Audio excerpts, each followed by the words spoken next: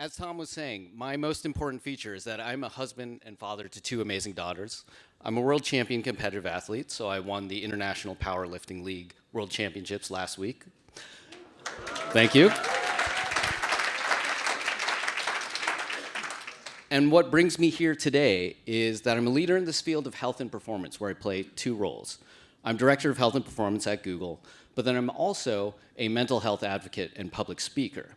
And my focus is helping business leaders to learn how to have skillful conversations around the topic of mental health in the workplace. Now, you might be asking, why is this health and well-being mental health guy here talking at a conference on innovation and design? So I'm going to start with a story to make that connection. November 2021, I was on a stage much like this one, and I was about to give a keynote to a room full of industry thought leaders in the field of health and well-being at a Google Health and Well-being conference. Now, this was a huge, huge moment for my career. And so I'd spent weeks practicing and meticulously crafting this keynote that sat at the intersections of Google technology and health and well-being. Now, there was a problem. I was hiding a secret. And I didn't think I could be authentic in front of that audience while keeping that secret. So I did something incredibly scary, and I threw the entire talk out. And instead, I got up on stage, and I told the audience what was really going on. And that's that I had long been struggling with depression and anxiety. And I'd soon be going on mental health leave because I was ashamed of how I was showing up as a husband and father. And going on leave was an act of desperation because I didn't know what else to do. And the reason I was telling this audience about this is because, as a room full of health and well-being professionals, we all knew the data on how many were struggling but hiding it due to stigma, just like me. And if we were going to talk about what was most important in the field of health and well-being, that's what we needed to talk about, because so many were suffering. And if we were going to have a conversation on health and well-being, we had to talk about that, because you can't solve a problem if you can't even talk about it. So I made this pivot, and I was afraid that I had just poured cold water over the entire conference while ruining my reputation. But none of that actually happened. In fact, it created an incredibly positive shift. People were really supportive of me, but more important than that, an amazing set of conversations were catalyzed throughout the conference that couldn't have happened before. So something different and special had happened. But let's put that aside for a second. So I spent the next few weeks on mental health leave doing a lot of deep and actually really painful work on myself, but ultimately healing work. And then a few weeks after that, I came back with a determination to help pierce the stigma around mental health, because I knew so many others were struggling just like me. But how? Up on that stage, I had seen hints of a potential solution. Is anyone here familiar with this term, vulnerable leadership? Have you heard this before? Yeah, so some of you. Now, what this concept says is that we as leaders need to show up more vulnerably and speak more openly about our struggles in order to create a cultural shift around mental health in the workplace. Now, this is a good idea, but it has a fundamental flaw, and it's this. If you were brought up like me, not only were you never taught how to be vulnerable, you're actively taught to never be vulnerable, especially in the workplace. So I went looking for guidance. What I found were many academic papers saying, here are all the benefits of vulnerable leadership. I found many opinion pieces berating leaders like me, saying, we must change right now. But what I didn't find were role models. People with my background, with my cultural context, showing up differently. And so, what could we do? Well, the theme of this conference is life as a prototype. And I couldn't have known all these years later that I'd be up on this stage giving this talk. But back then, I did something very in line with this theme. I issued myself the scariest design challenge of my career. And I said, how might I create a miniature world with no mental health stigma that exists in a larger world that is riddled with mental health stigma? Now, the only thing I could work with was my own behavior and how I showed up, because that's all that was in my control. And so I developed an approach that I call tell and show. And what tell and show says is we must go beyond telling people to be more vulnerable.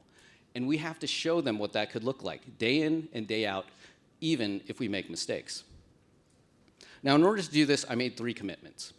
1, I would openly talk about my mental health struggles anywhere I was invited to do so. 2, I would make space for others to do so as well. And then 3, I would treat all of those conversations like they were completely normal, like we were just discussing, how was your weekend? Once I began to live this approach, things accelerated really rapidly. So it started with a single podcast interview, which grew into more podcast interviews, which grew into dozens of talks and workshops for business leaders on how to speak about mental health. And throughout all of that, there were dozens and dozens of conversations with a diverse array of people around what was really blocking us from changing our culture around mental health. And so I've now been at this for 2.5 years, living this tell and show approach. And I've learned so much about what it'll take to shift our culture around mental health. Now let's go back to that question. Why is this health and well-being guy here at this conference? What I didn't expect to learn is that if you live this tell and show approach, you unlock a whole slew of innovation superpowers. And I'm here to talk about that today. Now, to help explain that, first, I'd like to lay out some context about our collective environment and what might be hampering our ability to innovate right now. McKinsey says that 59% of us in the global workforce have had at least one mental health struggle, while Microsoft says 1 out of 2 of us say we're burned out at work. Now, why are so many struggling? And there's a variety of reasons. So at the individual level, there's a variety of reasons why people are struggling. Parents are overwhelmed. There's rampant loneliness, both in the workplace and beyond. And then different generations experience these struggles differently and have trouble connecting with one another. Now, if I look at the workplace, it's gotten increasingly complex. Return to office mandates, hybrid ways of working, budget cuts, layoffs. And if you zoom out at a global level, the world is extremely volatile right now. We have multiple major wars. We have political divide and geopolitical risks. And we have ongoing climate crises. The world is a pretty scary place right now. It is full of fear and uncertainty. And as the previous speaker, Ben, said, fear and uncertainty can be absolutely poisonous to innovation and creativity. Now, enter this tell and share approach. When you go beyond just telling people to be more vulnerable, and you model that day in and day out and show them what that could look like, you unlock 3 superpowers that directly address an environment of fear and uncertainty. And they go across 3 areas: psychological safety, resilience, and leadership. And so I'm here to talk to you about each of those today. First, when you tell and show, you set the bar for psychological safety. How many of you are familiar with this term, psychological safety? Okay, about half of you. So what this term psychological safety is it's a shared belief within your team that it's okay to make mistakes, take risks, to speak up and say the hard things and ask those questions that need to be asked, all without fear of negative consequence. So for the innovation journey, all of that is going to be necessary for you to be successful. Now, many of you might believe that you have high psychological safety on your teams. But how sure are you that if some of your most key projects are off track, that your teammates would tell you right away? And how sure are you that if they weren't doing well, they would tell you right away? Now, when you adopt this tell and show approach, it takes psychological safety to a new level. And here's what that looks like. This was about mid-2022, and I was invited to tell my mental health story to the entire 1,300-person organization in which I sit at Google. And as a complication, I had to do so into a tiny laptop camera in Los Angeles, and that would be beamed out to conference rooms around the world.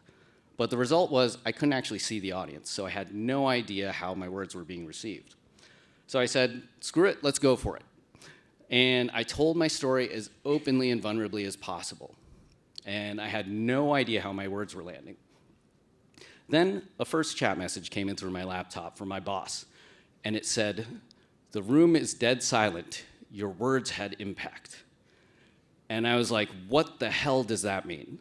Like, do I still work here? Did I ruin my career? So that was awkward.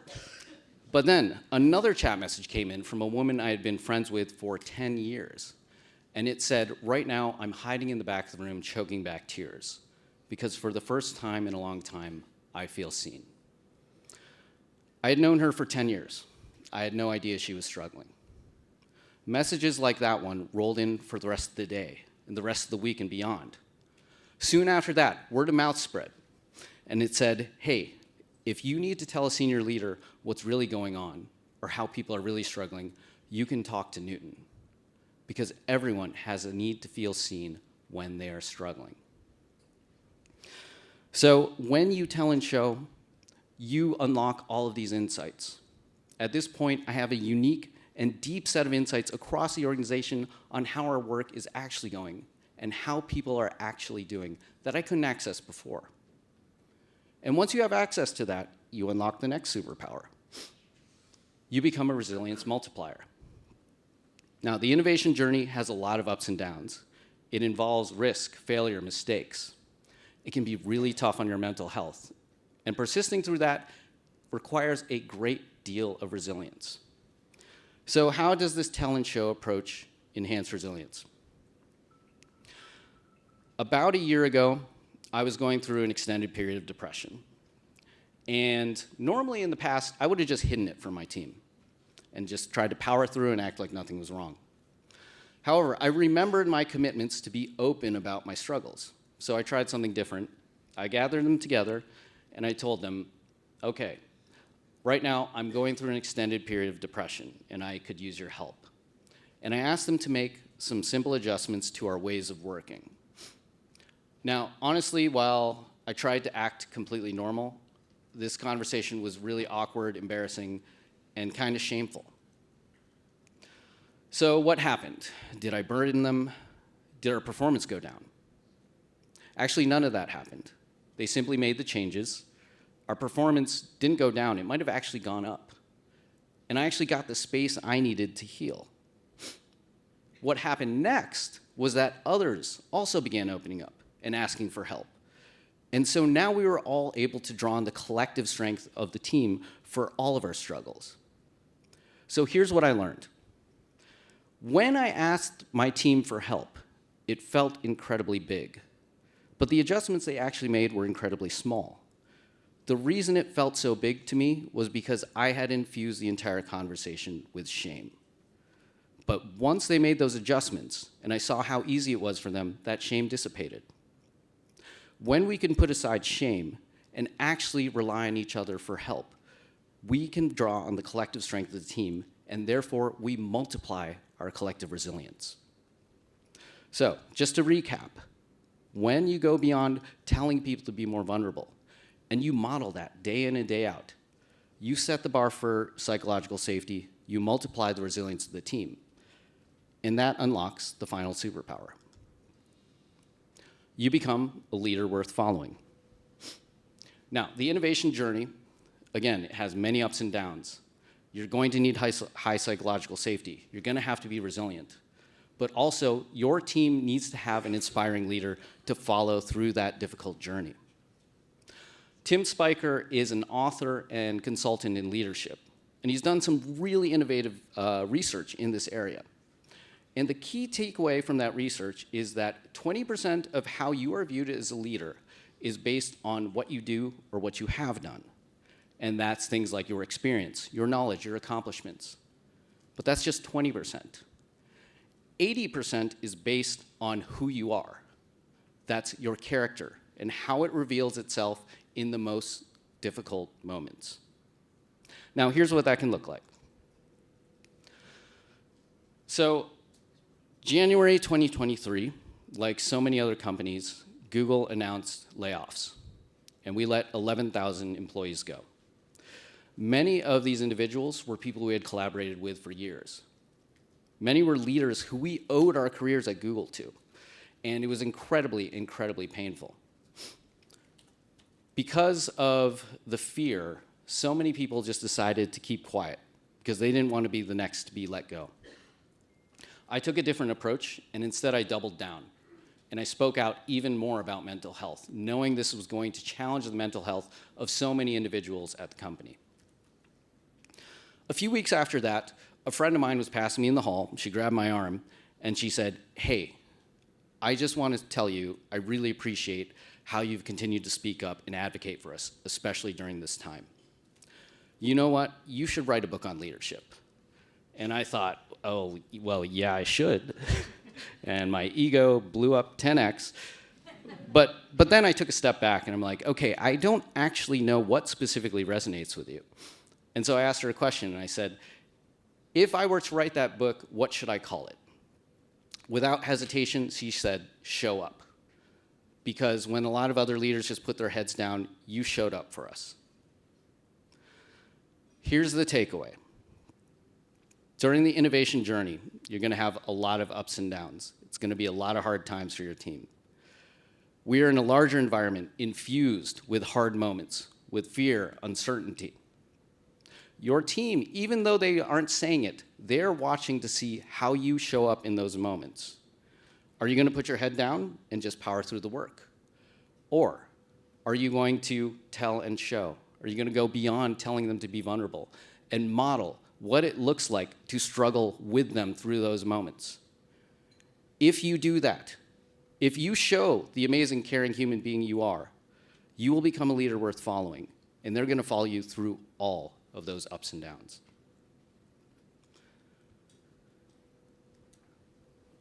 These are the superpowers you can unlock. You set the bar for psychological safety. You multiply resilience. You become a leader worth following. Now, knowing this, where do we go from here?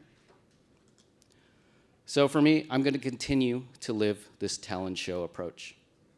More than that, I'm taking everything I'm learning from doing so, and I'm packaging it into insights and skills that I've been teaching to business leaders, military leaders, academics, and most importantly, students, so we can shift our culture around mental health. Even more importantly than that, I'm taking the tell and show approach and I'm bringing it home so that my daughters will have the vulnerable role model that so many of us never had growing up.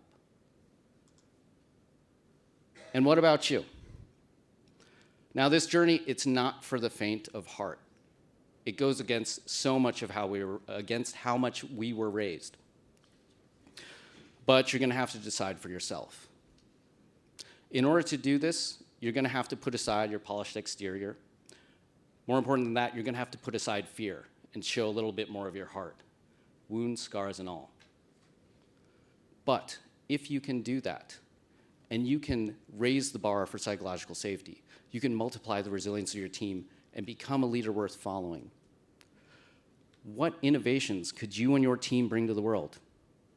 And more importantly, what could that do for those you work with and those you lead?